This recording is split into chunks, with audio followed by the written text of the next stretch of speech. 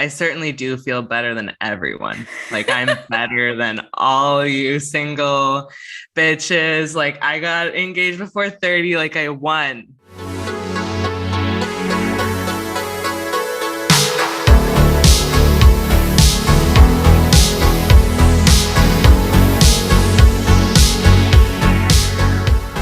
Hello, and welcome to Reclaim Your Radiance, a podcast where we discuss the most intimate parts of the human experience. Let's take a deep dive into self-love, sexual pleasure, and absolutely everything in between. I'm your host, Chris Hall, and each week we will be joined by one fabulous friend, and sometimes that friend will just be me, to talk about how we can all become our most radiant selves. Are you ready? Let's get to it.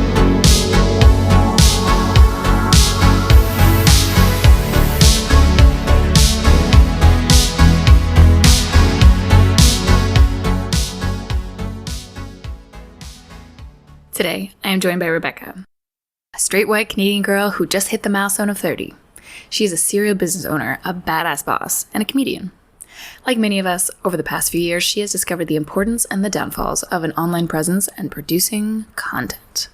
Listen in for her honest and comedic account of the ups and downs of being a female entrepreneur, the prospect of marriage, the typical woman's role in society, how high school traumas can follow you throughout your entire life, how to create content authentically and sustainably without sacrificing your self-worth, and her very own journey with body dysmorphia.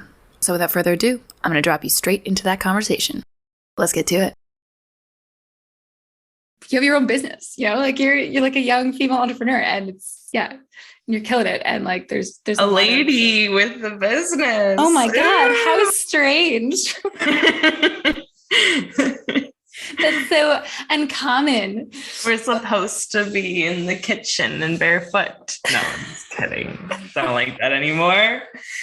There's actually more female business owners than male business owners, and investors prefer them. So really? Yeah, because women typically undervalue themselves in terms of like for example, it doesn't really help me in the sexual marketplace that we live in or whatever to go into the room and be like, I have millions of dollars and in revenue every year, and like go, just really like hype it up. It's actually works in my favor more, I find, to like, as a woman, you kind of to like undervalue it and be like very modest about the business. And I don't know, or maybe it's just something we're trained to do.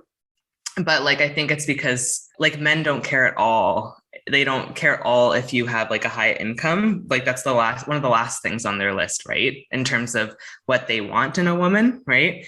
Whereas guys, it's the first thing. It's one of the top ones anyway, is like, so then there's like kind of a incentive for them more to like go in and overvalue themselves and act like this kind of like big shot who can, I guess in our like little animal brains, like, support their women or their family or whatever.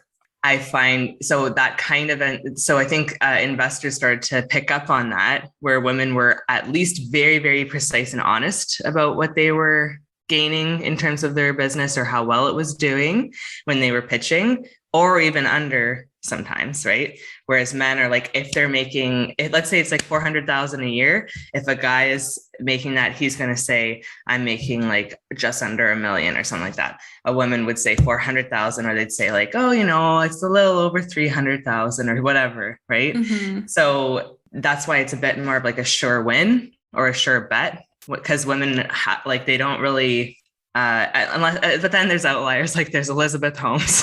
Who, you know her or no? No, I don't. She invented Thanos, and it was this like big tech thing in the health industry where it was going to like scan you or take blood from you and be able to like diagnose all of your ailments and then help you with it. I don't know how, but she got tons of investors. She was like the next big Steve Jobs, and then she was just like total fraud, and like none of it worked. Like none of the technology was even close to being there. Like she just lied her pants off, and she was like, yeah, so that's usually what men do. But yeah, sometimes you get an outlier like that. That's a woman. Wow. Yeah. I mean, it was funny because at one moment during that, I was like, are you talking about dating or like a business relationship? And it's so funny how those are so similar. Yeah, they're the same thing. Same thing of like, oh yeah, like I'm going to be really honest because like it doesn't Yeah, we're just not taught to be like that. In fact, it's unattractive, right? In a What? way, for a How? woman to go in and be like, well, I think generally if you go in and you're like yakking and talking loud and you're, you know, whatever, like what all the things that we do, like you and I do probably, but it's usually like you're trained to be more like, you know, let the guys talk or whatever. Same with like, that's why female comics, I guess not always, but like, that's why male comics have like women lined up around the block, even though they're like disgusting looking or something, right? Yeah. Women who have to be like super put together and good looking for guys to even like let them talk on a stage a lot of the time. But it's amazing when you turn the room.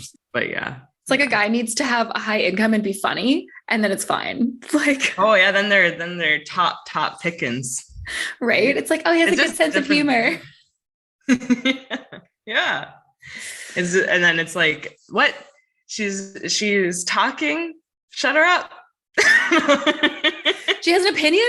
She has a voice? She's saying funny things. No. Oh, she's talking about my dick now. No, I don't like that. Like that. That's like the girl that rejected me.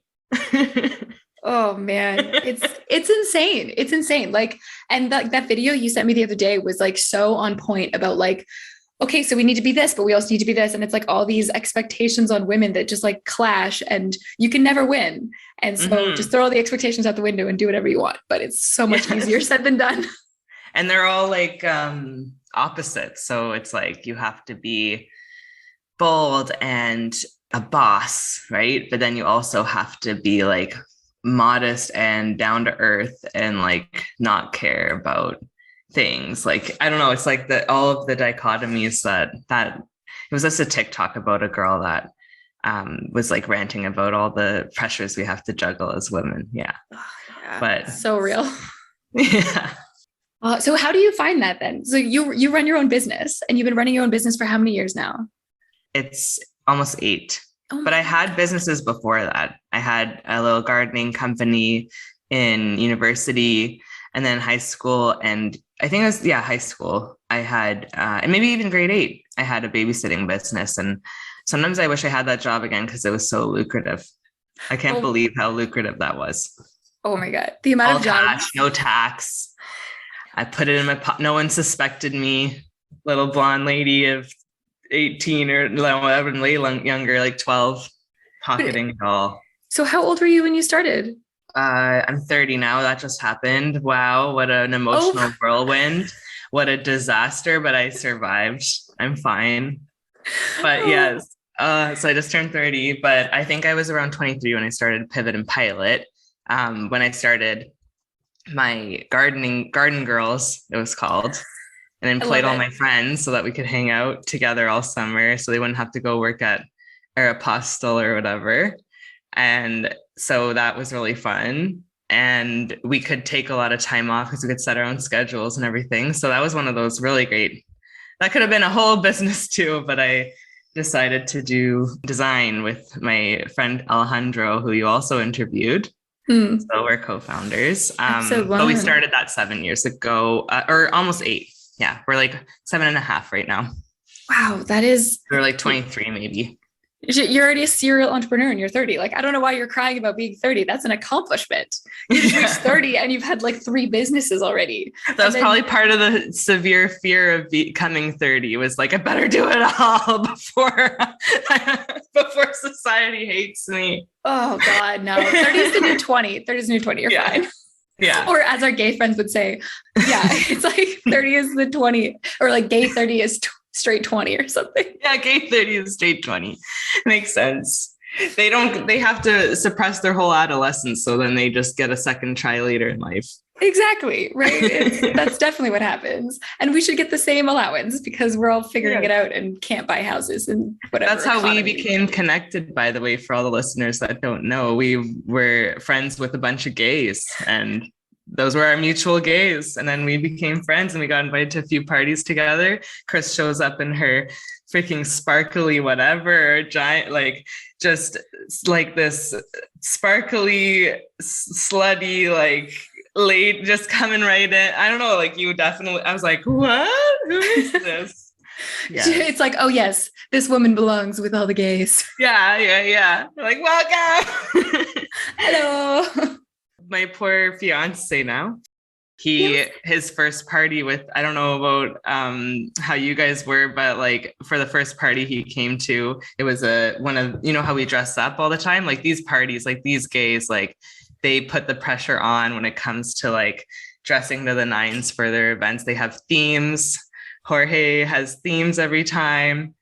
So anyway, we were in Whistler, and it was a like animal party, and that was Alfie's first time. And so I kind of knew he wasn't prepared. So I kind of went like in between in terms of look.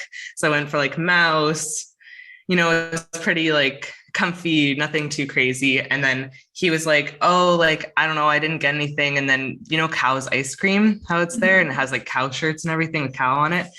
He was like, oh, I'll just wear this shirt that says cow on it. And I'm like, sure, yeah. There's like 20 minutes before, and I was like, oh, there's nothing we can do. I was like, you didn't bring anything? Okay, yeah, I wasn't specific enough for this poor straight boy. And so we're like, sure, put the cows on. He shows up, freaking Ksenia's opens the door with her she like handcrafted a snake dress that like went all. I remember that. And she kept like coming out of a basket, and she was like, later on in the night, things got wild, and she was like, there's a video of her pretending to be a snake coming out of a basket. And Alejandro has this like full-on gator costume. And alligator. Alligator. Anyways, and he was like, oh shit. And I'm like, yeah, like, he's like, you didn't tell me and warn me about this. But anyway, yeah, it's quite a unique, fun little group. So yeah, that's how we met. Yeah. I mean, personally, what I do is I dress my partner.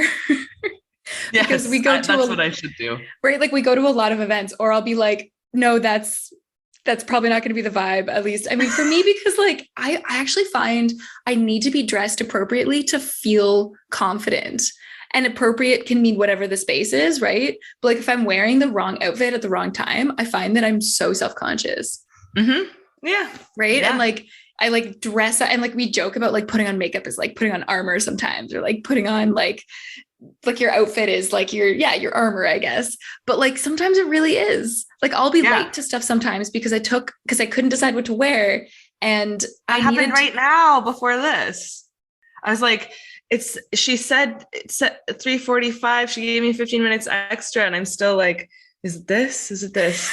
Is it this? Like putting my hat on and off. And then I had this, like, I don't know why I have this rash on my face. So I was like, I can't see anything. You look gorgeous. But isn't it stupid how stressful it is getting ready for an occasion? Yeah. I mean, when I get it right, I feel really good though. And so I do put that time in, and my partner will never understand the whole idea of I'm willing to be 5 minutes late to feel good in my skin and what I'm wearing and to feel confident based on that. And yeah, that's just not a concept that translates. Yeah, that's true. They just kind of roll out. Although Alfie did start to get kind of self-conscious about what he was wearing out to certain events now. I wonder if that's just because I look so great. Could be. That's really it. That's a problem with such a problem with dating me, is it just always look great and I go out. No. Well, but that's also a moment you can like capitalize on. I've done that where like Aaron starts to be all like, oh, I don't feel great in what I'm wearing. Like, I wish I had more, like, I don't feel like me. I want to be wearing like nicer clothes. And I'm like, okay, yeah. Do you want to go shopping? Yes. Like, I'm going to use this opportunity. This was your idea. You want to go shopping. We're going to use your money, but I get to choose. Yes. Oh, that's perfect. I feel like I've done that with like every partner. Yeah.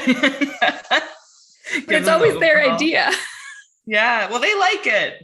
They like the assistance. It's probably like such a chore otherwise. They don't know what they want, what they like. They're just doing it for you anyway. So yeah, yes and no. But the trick is trying to convince them that it's for them. Sure. Yeah. Oh, no, for sure. No, I mean, they want it, but they want to do it. Like, like when what they're picking out, they're thinking in their head, oh, what would make me look attractive to Chris, right? So if you're there doing it with them, that's what I mean. Yeah. Then you'd be able to be like yes or no, and then they probably like, good, okay, good, this is a big relief. Yeah, right. And like they would just never do it on their own, or at least No. this is the men I've encountered, the men I seem to date. Yes. But the gay men, they give their opinion on what we wear. Yes, absolutely. And it's always, They help us. I think I was really self-conscious for a while in that group because I felt like I didn't like belong almost. I was like, oh, I'm not cool enough to hang out with all these people. And like such a strange thought. Well, that just means you thought we were cool. It's true, right? Which means it worked. It worked. All of our hard work. No. Yay, people think I'm cool. That's the whole point, right? That's what we want. Yeah, no, I don't think anybody's comfortable in a new group at first ever. And I think you like, yeah, you have nothing to worry about at all. It's just like, I know the feeling, like, yeah, for sure. We're going to be doing a lot of that in Texas now, making a move. I'm going to miss you guys. Yeah. But we'll talk a lot and you'll have to come visit. Yeah, I'm excited. I've never been to Austin. I've heard so many good things. I'll come down when you guys get married. Mm-hmm. Do you guys have a date or anything? No, because the move's been such a big thing and a big piece of work. And then, yeah, but my mom has a dress picked out for herself. She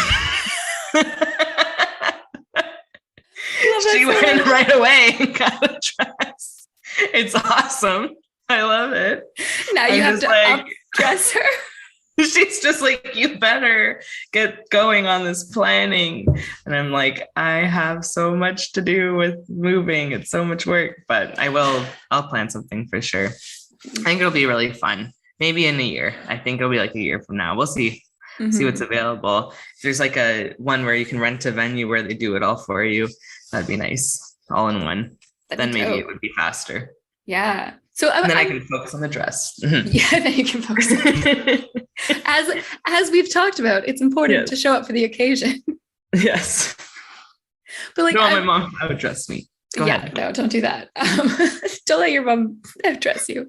No, I would love to. I feel like I'm so curious these days about people's views on marriage and so do you feel any differently when you talk about like Alfie, because now he's your fiance, not your boyfriend? Like, do you feel like it's an accomplishment, or because like I feel like sometimes nowadays there's so much of a conversation around how like don't congratulate somebody on getting married because that's not like, that's just something that's like amazing, but it's not like an accomplishment, and it's like it shouldn't be seen as like this goal because not everybody is going to get married and like that. Well, I certainly do feel better than everyone. Like I'm better than all you single bitches. Like I got engaged before 30. Like I won. This is a sneak peek of her next stand-up routine. I should. But no, I don't know. I mean, yeah, I get that. I think you should congratulate people for anything that is like, so what I really love about Alfie is that he will congratulate or not congratulate. He'll make an event out of everything. Like our anniversary was about to slip by and he did not let that happen. And they're like, like of our first date, like that was like so funny and cute. And like every holiday, we have to do something for it. And like, so he's very much about like celebrating life. And I find that is really sweet. And I never really was like, marriage to me wasn't like that important for me. It was more like, I don't know, like, I think I was more like into the boss babe thing, like more like, oh, like your accomplishment has to be your work or something. But he was very, so he's a big part of that. And he's kind of like, he's Italian, even though he's a ginger. He's like, his whole family is dark skinned and he's this ginger, so random, but he is Italian. He was raised that way. So I think a lot of it's like him wanting to like celebrate our love and make it official and everything. So I feel very excited. I don't know. I don't think there's anything wrong with congratulating people for anything, but you're right. Like you shouldn't just congratulate people for getting women or people for getting married. You should congratulate them for, getting that promotion or, getting a new dog or whatever, is a significant life event for them. So that, I don't know. I think I like the celebrating thing though. I'd rather like congratulate someone and then pull back if they don't like it, then like not, and just because I'm like worried about it or something. I don't know. Yeah, no, you're right. It's not like a don't congratulate. It's a congratulate everything. Like treat everything as like this. Was this important to you? Or like also I find it's so important. Sometimes I stop myself when, you know, somebody has a breakup and instead of texting like, oh my gosh, are you okay? Like, or actually, no, that's it. Are you okay? How do you feel about it? Not like, oh my God, I'm so sorry for you. Cause it's like, was this a good thing? Right. It's like, this is just a life event. I'm curious how you feel. I don't want to tell you how you feel. And I have to be like really conscious about that. So yeah, in the same way, it's like, I guess it's how important is this to you and how big of a like, yeah, congrats. Like this was like a thing you've always wanted to do, or like congratulations, because this is something new. And yeah, everything in life should be celebrated. You're right. Yeah, it makes it more fun. It's very, and I really, really love that about him. Like that's something that I didn't notice I wasn't getting from my older, like my partner from before, as well as even just like, I don't know. And in our friend group, like, you know, doing all those celebrations randomly, like we're going to go to Whistler. So we're going to, you know, celebrate that we're all together at Whistler. Like it's like I like having events and things. It's so nice. So nice. Mm-hmm. Mm-hmm. What kinds of things do you hear about marriage mostly, like the two sides of it? I feel like, I guess, okay, from my own perspective, I'm trying to figure out what I want, what I'm trying to reject of like societal norms, because I just don't want societal norms, and what I actually don't want for myself. Right. Because sometimes it's like you get too far in the trying to be like society or too far in the trying not to be like society that you kind of lose what you actually want. And so it's sometimes hard to find that line. And so that's society for me. Now is so like, what do you mean by society now? I'm not sure. That's like, right. There's like this kind of us and them mentality that happens so much with like polarization and social media of like different ideals, or I guess I don't want my actions to be done for someone else, right? I don't want them to be Very done reasonable. Because like, you know, when you get married, you get more health benefits, you get preferential treatment, you get to, you know, make the person who is your family, like officially your family, so that they can, you know, be by your bedside in the hospital without signing a million papers. Like they don't even let people who aren't married, like even though it's like, I've been living with this person for like 20 years, like it's so stupid. Or like even just like you have to live with somebody for them to be your partner. Like that's not true. Like there's so many different ways to have a romantic relationship and for that to sustain and go on. And it's just, I just want to pick the boxes that are actually accurate for me, not just because I feel like, yes, like it's just been historically done that way. Yeah. Yeah. And it could be for laws to prevent people from stealing people's money and things like that by claiming they're in a relationship. But it also, you're right, that it shouldn't be the case where you are rewarded for things that you're not, or the only reward is things that don't fit for everyone. Yeah, I get that. Right. Yeah. Mm-hmm. Yeah. I just feel like a lot of people have rejected marriage nowadays because of, or a lot of people that I seem to be around because of, oh, but that's what the man wants me to do, you know? And so they're just like, no, but like, I'm not sure that they might be overcorrecting. You know what I mean? I don't know if a lot of men are disappointed with their choice later. Yeah. I don't know. Sometimes men are like, whoops.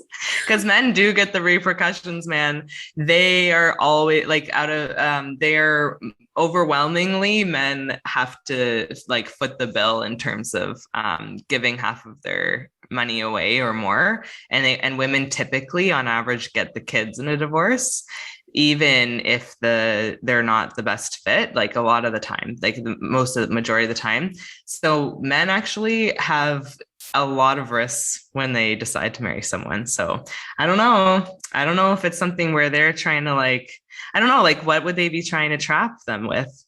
Like just being like, no, I think maybe those women had bad partners, or maybe they knew someone who did something crazy, because I don't know. There's not that many, unless maybe they are concerned because they have a higher like income, right? Because there's also women that get, there are definitely situations where women have to like get trapped by some guy, and then they divorce and then they take all of their assets. But I don't know. Or maybe they're not thinking of that at all. I don't know what they're thinking of.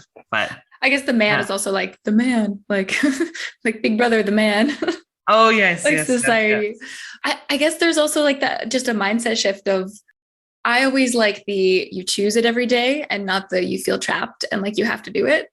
Mm-hmm. Like you made the decision and now you're stuck. But what if they're so shitty that day? Then you're like, if you have to think, I can't, like, no, like you said, through sickness and through health, which kind of like through being annoyed with them and not, all that stuff, then you go like, okay, but I know what you mean. I mean, I say all this stuff and I'm still just like, I'll probably want to get married at some point, just because it's such a human thing to do at this point. It's just and it locks them in. Just kidding. I know what you mean. It's nice. It is. I don't know. It's a nice, I think maybe also like my parents are married, so maybe I see it and I'm like, nice, that looks good. Like I don't have a negative connotation with it. So I don't know, that could be it too, right? If you had parents that were divorced or fighting all the time or obviously trapped by it and not in love or something, then it would obviously affect you, right? I think kids trap you more than a marriage does, though. I think kids, like, because that intertwines your life. Which also, I know this is like, I mean, Bernie's your child, your dog, but your child. And I was a little surprised when like you took him to the States, like you moved across the border and you technically had a shared custodianship with your ex, with your dog. Yes, I know. You finally won. Yeah, I think it was just time. Like it's hard on the dog to go back and forth, but I mean, and he's just so like our golden doodle too, like they're pals, right? So for them, it was they cuddle now and everything. Like they like each other. They have their routine, and yeah, we weren't sure what would happen when we came across. But over time, we're just like, it makes sense for us to be here for a bit and try it out. But yeah, I would never like say he couldn't come over or something like that and see him or take him to stop by there. But yeah, that was such a weird situation to be in for sure. Yeah. Yeah. I think kids or a dog or anything that like you then share that like keeps you intertwined is so much more of a commitment than like the marriage, because it'll cost you money, but you can always end a marriage. You can't end children. No, the children permanent. and they're so affected too. It's hard. I don't know. I mean, that would be really, really, really hard. Are your parents together? No, they got divorced. Yeah, I was about 10 years old when they got divorced. Oh yeah, that's really hard. So Yeah, I mean, the thing is though, I that doesn't really factor into my choices, at least not consciously. Like whenever I think about marriage, it's not to do with them. It's because they needed to do that for them. And for me, it's an example of people choosing what they needed to choose to make sure that they could live their lives. And I wouldn't want to like that. I wouldn't deny them 8 years of happiness, like 8 years being, between the time I was 10 and 18 when they still had to like, really factor each other in terms of their life choices and where they lived and stuff because of me. Before I moved away, I would never have wanted to deny them those 8 years just for me. Like, that's okay. Louis C.K. said I can't remember it exactly, but he was like, divorce is always a good thing.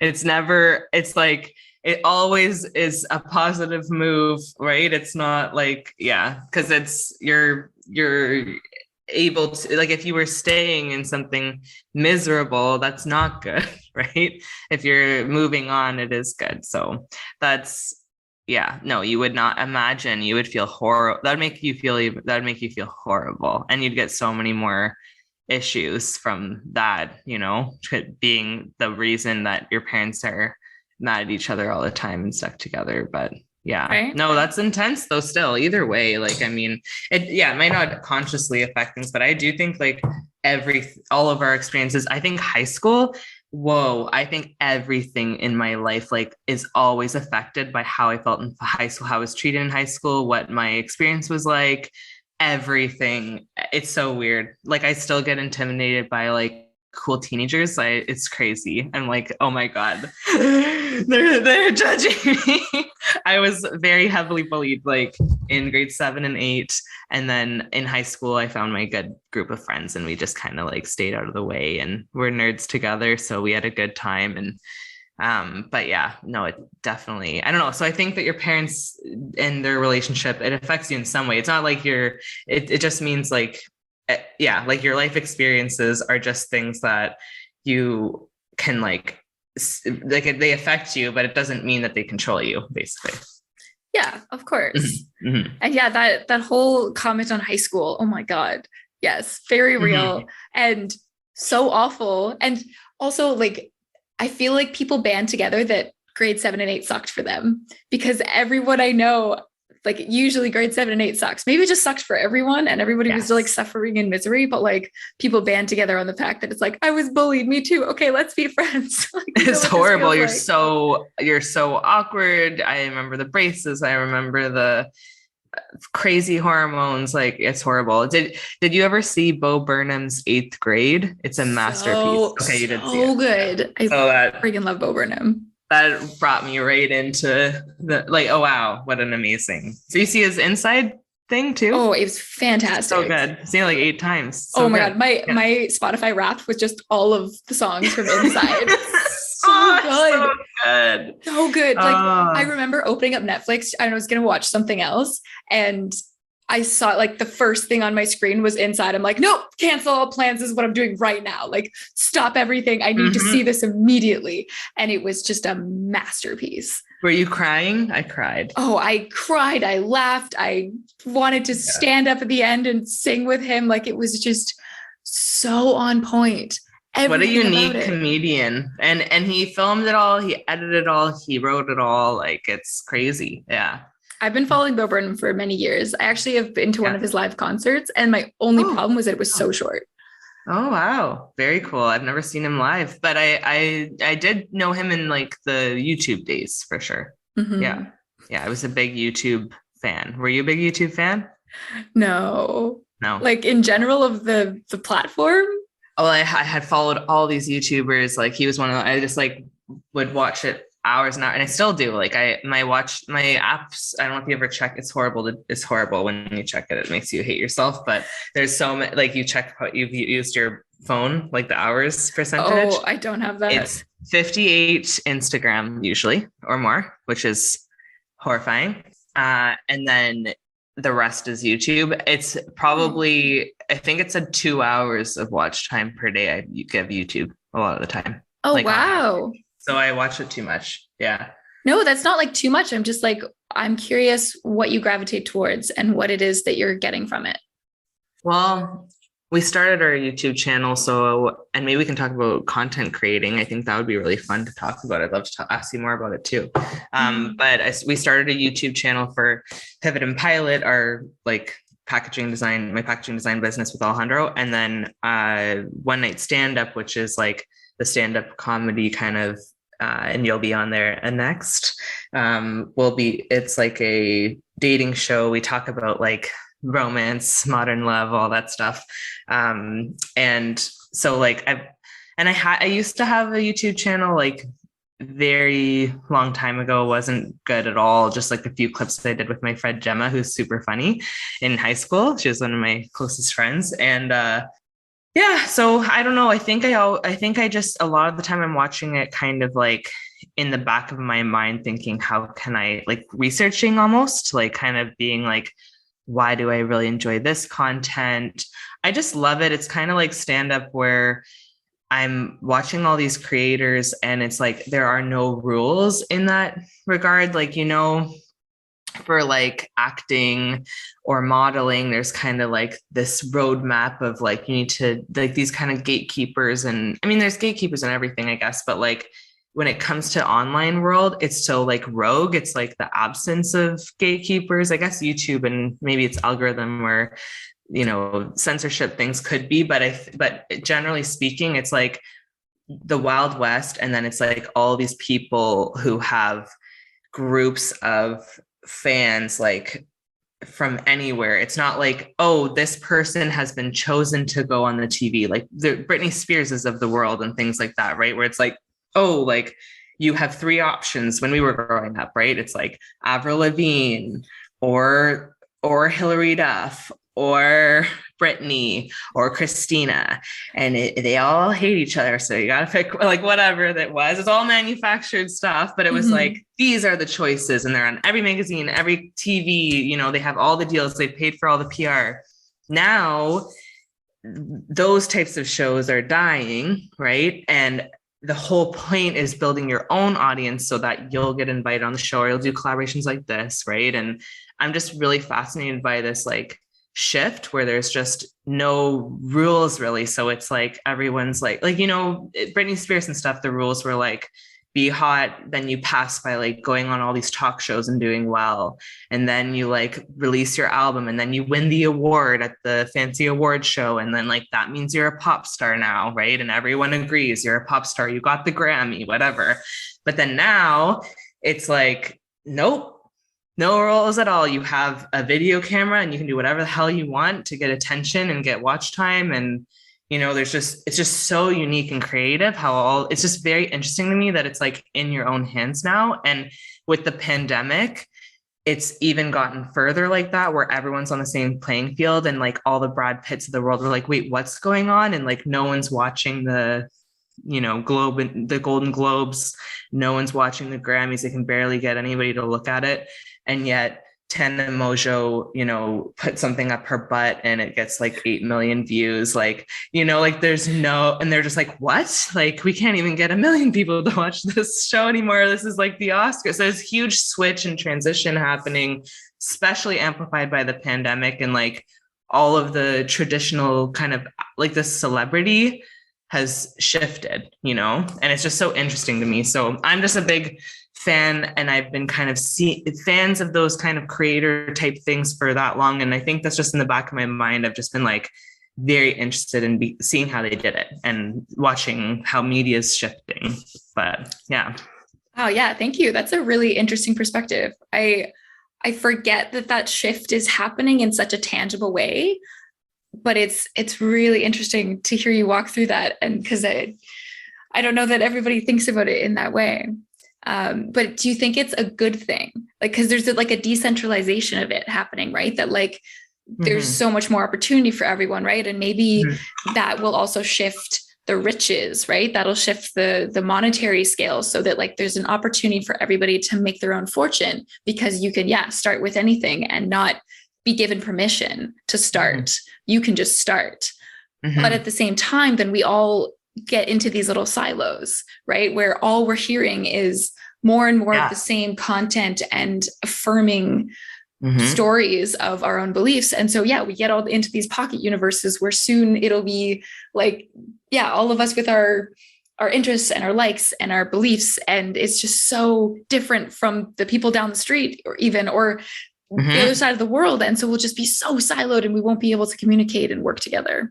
Absolutely. It could be really weird, and it could be really isolating. And with the metaverse and all this stuff, like very, you know, literally into these worlds, like I'm sure it could be really, really bad. I mean, it's also like before, everyone's almost thoughts were controlled. It was like, and we still get a little bit of that today. Like, it was very entertaining recently with the Will Smith slap. Like, that was the news on everyone's mind. Like, we still get that once in a while where it's like we all get the same news story. Like, once in a while there will be something that is like controlled and bought by everyone. But like, and we do, and you know what, we do still get like the same news. So it is kind of interesting that way too. Like, when everyone's so siloed and there's so much going on, it does make me feel kind of weird that we all happen to get the same news story. Like, we all know that Pete Wentz and Kim Kardashian are dating, even though technically, like, I know I'm giving the signal to my silo saying, give me all the Kim Kardashian, but I know for a fact that Alfie sitting beside me, he has not given any interest in this girl, and he's getting that news too, right? So that's kind of interesting that that's still happening. But I think like before, if like in those situations, like maybe it is kind of nice in a way that like everyone in the whole town back in the day had the same news and they gave their little thought on the news, right? But it's also kind of interesting now that I could introduce to you like a whole world that you didn't know existed or something, and like come at it from a completely different perspective that we're not all trained to consume the exact same stories again and again, or the same type of content.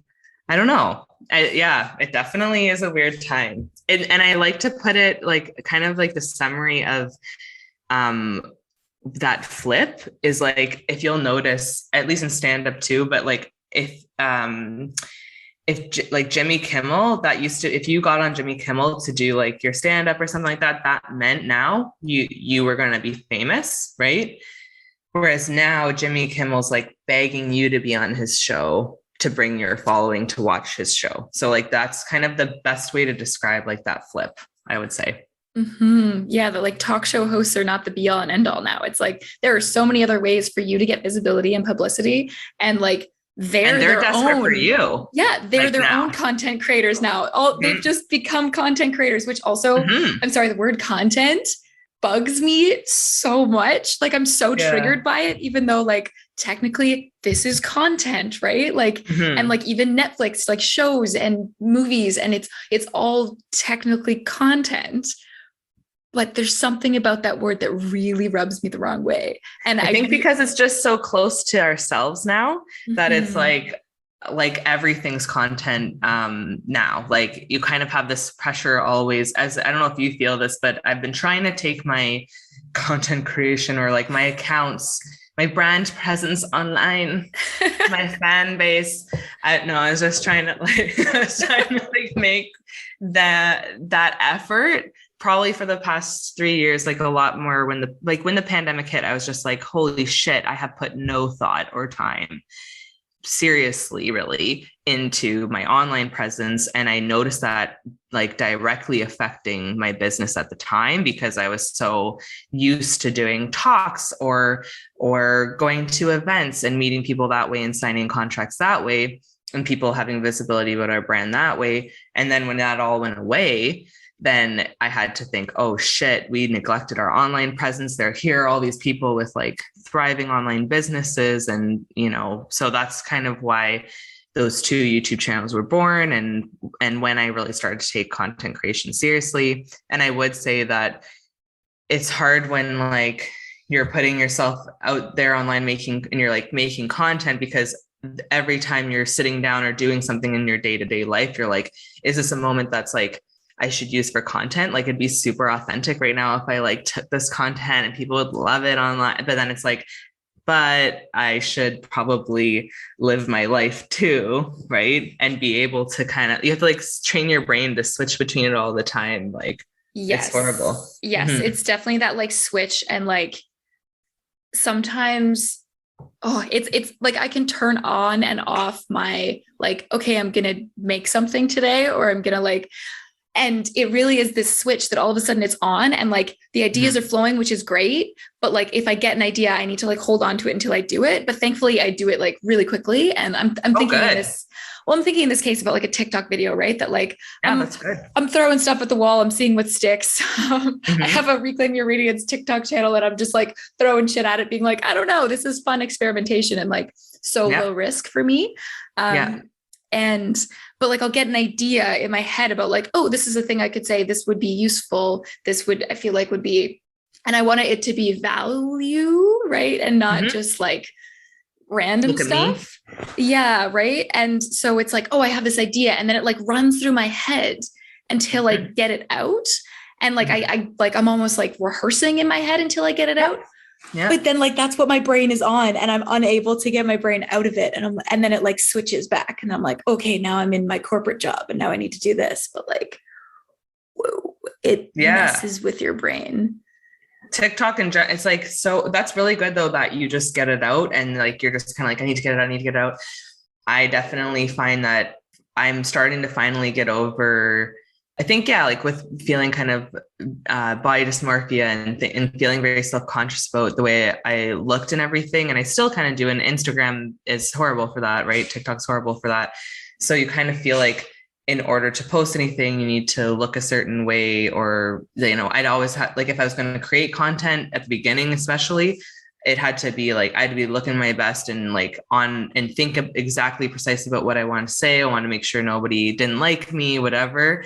And then I think I've had a harder time overcoming that part, but it's definitely, yeah, something that I think I'm getting much better at is being able to do things more off the cuff. But yeah, I don't know. I get very in my head before posting something. And once I post something, I'm like, holy shit. Is that stupid? Do I sound stupid? Do you think that it's too much? Is it this? Is it that? And then I just like have to kind of let it go and calm myself down. And if it doesn't do well, like if it gets the likes I wasn't thinking of or something, then I'm like, okay, what did I do wrong? Can I do next time? Like, and then it's like, oh my God, That's a lot. That's not good. That's not good. So I have to take like months off, like whenever I start to get too much caring about it, I have to just like turn it off completely for like months. Mm-hmm. Mm-hmm. Yeah, no, I mean, that's a good strategy, but also is unsustainable, right? That means you're doing something unsustainably when you need to take a break and when you need to leave it. And so what are some, let's brainstorm better ways to do this, right? Well, I think like you're saying, just off the cuff, just putting it out there, doing it without thinking of getting too caught up in the end result is probably the best way to do it. It's just something that you need to train your brain to do. And I can get into that flow every so often, but it's not, definitely not consistent. I have like such a weird relationship with it. Yeah. But what do you think? My strategy personally is I mean, as much as I have a strategy, I don't have a strategy, but I'm starting and I'm like writing a plan out still of like how to like, as I've learned in King Richard, if you fail to plan, you plan to fail. Yes. And I'm like, oh shit, I don't have a plan. Yeah, that's fine. It helps if I, get dressed in the morning and don't just, sit around not feeling put together. And that's for many different reasons. Like it's, feeling good about what you look like and putting some effort in so that I feel like I could just walk outside and I wouldn't have to, get dressed to do that. And so if I'm at least just like a baseline, like I would walk outside like this, then I'm like, okay, then I could post a video like this. That's fine.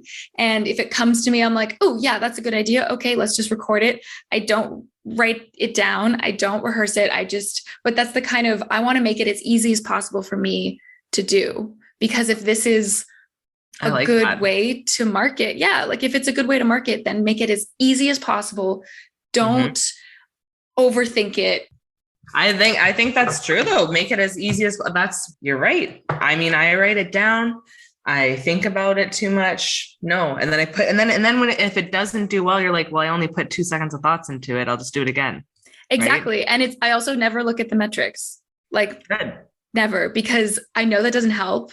I get really, if I'm, let's say, so I'll go skiing and I'll be in the car and we need a silent moment. And that's when I'm like, okay, perfect. I have like 20 minutes. I can just post this video that I've already created through like, I'll put it onto my Google Drive and I'll download it onto my phone and post it on the go. And sometimes I'll like lose service before I can click the button that says, no, like I'll post it. But before I remember to click the button that says hide like count, because that to me is essential. If I keep that there, that's when I start to feel icky inside, because I know that other people can see that. And I don't want people to see that because I know I don't want to be judged my like count. I don't want that turn it off every single time. I went back through my entire feed and turned off all of them. I was like, yes, thank God this is gone now. Because I don't want to see that. I don't want a number. Oh, but I find a way to see it. I find a way. And then I'm like, I put it out there because I'm like, I'm like trying to force myself not to care about it. So then I'm like, you already don't care about it, so you're good. But for me, I'm like, I need to force myself not to care about it. So if I hide it, then I'm just going to look at it anyway. But if I don't hide it, then it's like, I don't know. I don't know what I'm thinking. I just think that if I get like a certain amount of likes on something that is lower than what I wanted, then if I'm okay with people seeing that, then that's like a good sign for me, right? Then if I'm like worried about hiding it in my case, because I'm just like, because I care, I guess. So if I put it out there, then I'm like, because if I hid it, then I would be like, good, they can't see it or something. because I care, but that's interesting. No, I mean, it's hard not to care, right? It's not, I'm not saying I don't care. I'm saying that the easiest way for me not to attach any of my value or that value on anything is for me to hide it so that it's now not important. It's now, I'm saying this doesn't matter. Don't look at this. I want you to look at this photo. I spent a lot of time taking this photo, editing this photo, and using my photography skills that I'm trying to curate and I'm trying to share something that's important to me. And so I don't want you to look at a number instead of the photo. Yeah. Or be like, ooh, nobody else likes this. I'm not going to like this either. Right. Cause there's like, 1,000 people really like this. That means that like, I should go look at this. I'll actually look at it. Yeah. Oh my God. And it's going to get so much worse when it's like have you seen Black Mirror? No? Oh, you should see it. It's good. I've seen like 1 or 2 episodes. Oh, you have? Okay. So there's one where the likes and the ratings are kind of like in social interactions too. So like your Uber driver, you can rate them. It's like that, but for like daily interactions and like everything in life. And so like one girl's having a wedding and she's like, I'm only allowing people with this score to come to my wedding or whatever, because like your social score or whatever. And apparently, so that's already live in China. That's the thing. And maybe coming to more places. Wink. That's not okay. That's not okay. That's not okay. I know. So yeah, there's that. It was kind of like an episode kind of like that. Yeah. But it's but right now it's just kind of contained in our phones. We're so lucky. We're gonna I'm gonna go live in the forest. Fuck this. I'm done. Back in my day, we got to decide what was rated. Oh my God. What is the world we live in? What the fuck? I don't know. Everyone is rated. No, I know. So like, that's another part about content creation, that it's like, it's great that everyone has access to it and everything if they want it, but you're kind of forced to participate in it too. So it's sort of annoying that way, right? You can't even share a photo with your family through some form of social media without it counting as fucking content. Yes. This is my authentic content moment where I'm with my family and breakfast and we're having Christmas together. Content makes me seem real. Like I love my family. Right? One of my brand values is that I'm family oriented. We work in branding. That's my business, right? Pivot and Pilot. So it's like, yeah, the brand thing is such a thing too. And it's like, that's become, everybody has to have their personal brand and their regular brand. And then you can decide who you do business with. And yeah, so it's just in everything now. So it's become tied to my world and like my job, my income, right? Yeah. I think you can be a doctor and avoid it though, but in a lot of fields, anything to do with marketing or anything like that, you have to kind of think of any entrepreneur of a product or like CPG space that we're in, you have to kind of think of your personal brand too. But yeah, so. Yeah. Okay. So I do want to, you mentioned very briefly body dysmorphia and how it kind of has morphed into almost your relationship with social media. And I find that fascinating and terrifying. And are you willing to elaborate on that? What you've overcome and kind of the current challenges that you're facing and what tools you use to combat that? Yes. So I think like most girls, I definitely, when I was younger, I don't know, I just remember finding like diary entries when I was young being like, this is what I look like, kind of like a chubbier body. This is what I want to look like. I need to look like this because of this, whatever. I don't know if you remember those 17 magazines where they would be like, dress for your body type. And they'd be like, if you wear stripes here, it'll distract from your disgusting torso. So your body type should be here, right? You know what I mean? Or like wear a lot of glitter here, or wear a skirt that's 3/4 of an inch above your knee if you're a pear shape or whatever. Do you remember those? Yes, but the way you're describing it is terrifying to me in this moment. I'm like, oh my God, what did we read? What kind of ugly are you? Are you a pear? Or are you the perfect one? None of you are the perfect one. Oh, only 2% of you are. Well, read our magazine, buy another one. Make sure you're wearing the right outfit for your ugly body. Oh my God, that is just, whew. So yeah, so that's probably where it started. Thanks, 17 magazine. That's probably where it started. And I had all the posters of Hilary Duff on my wall with their no pores and, you know, all that stuff. And so then I got probably just hated myself. And I don't know if you feel like you compare your body to all your friends, and I don't know, you're not what you're supposed to look like when you're in puberty anyway. Like you're not supposed to look like, you know, a 25-year-old woman when you're, you know, so like you're getting that imagery shown at you all the time.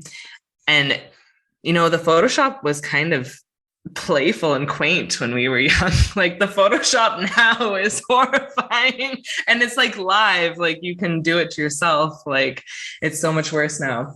But even when I was young, like that's kind of how it started, I'd say.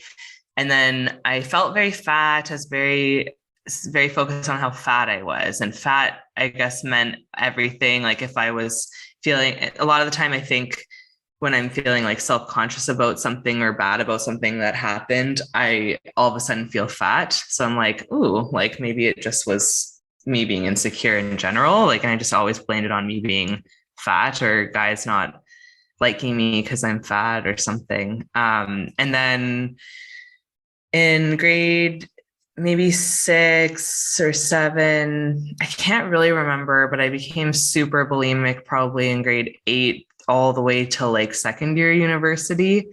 And I kind of quit on and off, but when I did quit, everyone thought I lost so much weight because I wasn't swollen anymore. Like bulimia's, my joke is that I was really privileged. I went to private school and I, you know, had an eating disorder. It was like the most privileged disorder to have because you're just eating too much.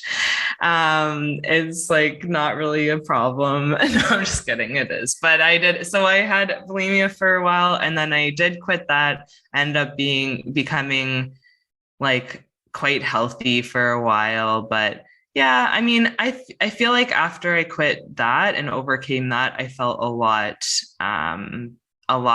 I did more therapy too, and I feel like now I've connected that dot of like, oh, if I feel bad about myself or the way I look, it's usually just like deeper than that, and I can fix it. It's not like actually the way I look, and maybe having a partner has helped me with that too. Like whenever I'm with a partner, I can kind of like not blame it on that as much. Like it's not as easy to, because I'm like, well, they're like, you know, they actually like my boy, like my fiance now, like he has to like he shouldn't, but it's just, it helps. He like always will tell me if I look good or not. Right. Like not, If you sorry, not, he'll always tell me I look good. Like when he thinks I look good or whatever. So that helps me. But I think it's also just having more of an awareness that it's not like the be all and end all. It's like, that's not actually something you can blame it on. I feel like I used to just blame everything on that. Like, oh, I'm not doing this because, or I'm not getting that because I'm fat or I'm ugly. It's like not really ever really, it's like a default or something that I deflect to. So yeah, but I feel a lot better now. I just never really look at, I don't know if I can really ever, and I don't know if it's probably everyone. I can't really like see myself for what I really look like. Like my perception can shift based on like how I feel that day, I guess. Interesting. Mm-hmm. Thank you for sharing. It's a really excellent window into your life and the kind of things you've gone through. I saw this post, of course, content the other day where somebody was like, my body is the least interesting part about me. Like, why are we still talking about this? And I was like, oh, that's actually, I kind of like that. It's like, there's so much, there's so much interesting vibrational magic happening in human beings. And we're still just looking at our meat suits that are carrying around all that interesting stuff on the inside. And on the internet, it's amplified how important that is. And yeah, no, it's crazy. But that's a great way that's true. There's a lot more to a person than what they look like. But then at the same time, I do really appreciate, and I think what's helped me too is thinking about like glamour or wearing things like fashion, like makeup, those types of things actually can have helped me in a lot of ways because it makes me feel like I think that was like a Rihanna quote where she was like, she might be able to beat me, but she can't beat my outfit or something like that. Like where the first impression, you can kind of create it yourself too in a lot of ways. Like there are a lot of things you can't control, like bone structure, I guess, and things like that. But so like when that is the thing you're comparing yourself to, it's kind of a losing game. But if you're like, how can I become more stylish or express myself? Like you said, when you're like getting ready in the morning, you just feel a little bit more like you can accomplish things, kind of like a moment of self-care. It's true. Like some people that might not be the most interesting thing about them, but some people are really fashionable and really care about that kind of stuff. So like it is interesting too. Oh, yes, definitely. Because it's a form of self-expression and it's art, and it's kind of like how like success is whatever you define it to be, right? Mm-hmm. And so looking at success of like, oh, I asked somebody to kiss them. The success is that you asked. If they say no, that's not a success or a failure. That's just the result, right? That has nothing, because that's not something you can control. So how did you fail? You didn't fail. You succeeded. And so that's something to celebrate. And it's the same way. It's like, this is what I can control. And I guess that's where you get into eating disorders and things where you're trying to control something like that. But if you take that off the table of, I can't control that. All I can do is make sure I'm the healthiest I can be and feel good in terms of like, you know, feel strong and healthy because I'm eating what nourishes me. And then you control other things that make you like, give you that radiance. You know, like if you're feeling less radiant that day, put on some sparkly makeup, put on like your favorite top. Like that's action focused goals versus outcome focused goals. And as an entrepreneur, we talk about that a lot at our company, but in general, like if you're right. Like if your outcome is, I want to look like Gigi Hadid and I want to be a size 2, that's an outcome focused goal, right? An action focused goal, like you said, would be, I'm going to eat healthy this whole week and I'm going to be really conscious of that, right? That's an action focused goal, right? Because you can actually do it. So yeah, I agree. It's like, that is a really great mindset and life hack in general, and a big shift that I've definitely taken as well in like the past 3 years. Because before I would only focus on like, oh, I never ever want to wrinkle. Okay, like you can't control that, but you can say, I want to have like a $200 skincare routine because I'm fancy. You can say that. You can't say I'm going to avoid wrinkling or aging, right? Like you can't. Yeah. So it has to be like, you can control the actions that you do and what you want out of life that way, but you can't think of it in terms of like, same with content creation. You can say, I'm going to produce an episode every week. You can't say, I'm going to gain 1 million followers in a year or something like that. You just can't control that. And your successes are based on your actions. You followed through, you made a promise to yourself, you did the thing. That's a success. And you have to celebrate every time you do that. Yes, absolutely.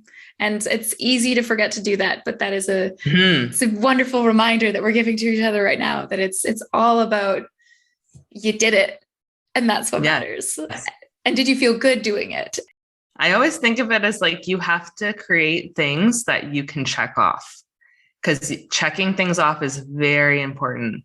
It's very hard to get through the times where you're not checking things off. It feels like you're not going anywhere.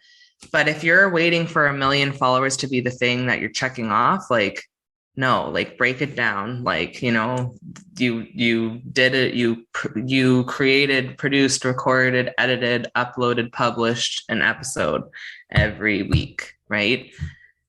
You did that for 3 weeks, and you check that off every week then, right? So you're feeling that momentum. I think that's the key to success. Or at least I feel like that's how I've been able to stay motivated through times where almost no results were happening because that happens a lot where you're putting in a lot of time before you get any results, like especially in business. Mm-hmm. Yeah, that's a super important lesson from the serial entrepreneur. To keep going. Because it is true. I do believe that it's just the people who keep it up that end up getting successful for it. Then the people who get an immediate success, it can be really good and they can keep it going. But a lot of the time that fast and quick success can be very hard and harmful in the long run, which is interesting. So it's like you're doing it the right way. Very proud of what you're doing. I'm so excited. I'm really glad you had me on. Yeah, thank you so much. Is there any last thought that you want to leave people with?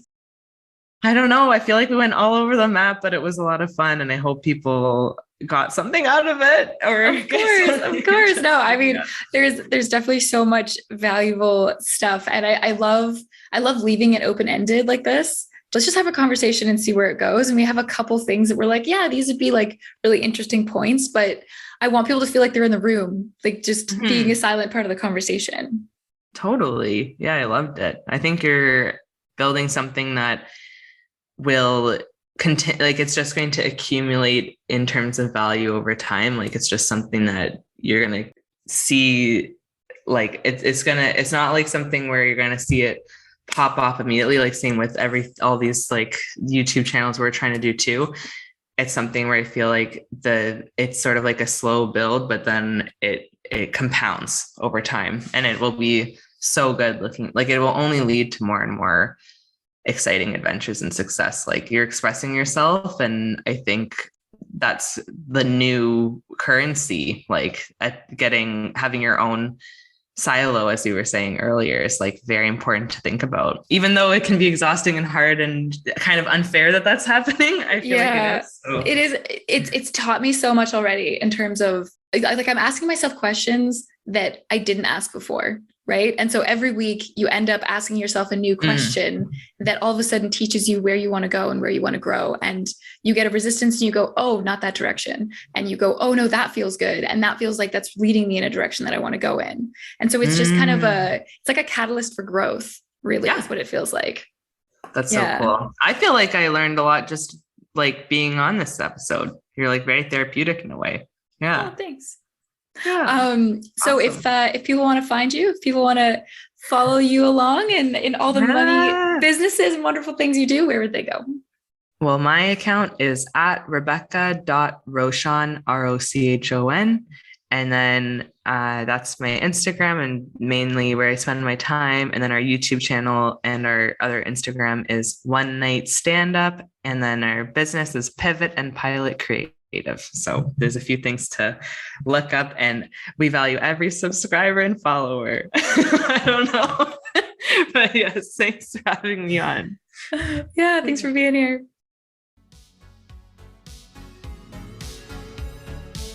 And with that, we come to the end of this week's episode of Reclaim Your Radiance. Thank you so much for joining this week. I hope you enjoyed your time with us and came away with something truly valuable. If you want more and simply cannot wait until next week, come join us online. Reach out on Instagram at Hell of a Hall or on TikTok at Reclaim Your Radiance to connect. We also have a Facebook community with the name Reclaim Your Radiance, where we talk about all sorts of topics related to the podcast, and tons that aren't. It's a community of like-minded souls who want to dive deeper into these things and keep the conversation going. Or maybe you're more of a tips and tricks straight to your inbox kind of person. Sign up for our mailing list to receive bonus content and stay in touch with what's happening in the world of Reclaim Your Radiance, including retreats, self-love courses, and more. Stay tuned. Head on over to the episode notes in the show description to find those links, and I hope to see you online soon. All right, everyone, until next week, stay radiant.